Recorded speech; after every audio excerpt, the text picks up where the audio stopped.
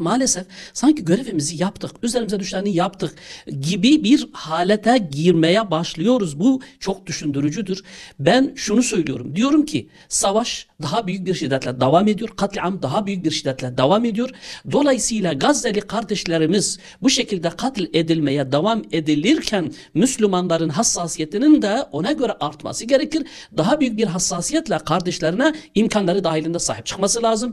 Artık ne gerekiyorsa, ellerinde ne gerekiyorsa, yani yürüyüşlerden tutun, mitinglere kadar, protestolara kadar, medyadaki paylaşımlara kadar, yani elimizden ne geliyorsa herkes kendi kamuoyunu tekrar etmeli. Bu hususta Müslümanlar normalleşmemeli. Zaten onların da bizden istediği bu, beklediği budur. Bu normalleşecek ve Müslümanlar artık Gazze'deki Müslümanların ölümüne normal bakacaklar ve bu iş bizim yanımızdaki kalacak. Buna dikkat edelim, birbirimizi uyaralım. Gazze hassasiyeti, Gazze'deki katliamların oluşturduğu bu mesuliyeti üzerimizden atmayalım.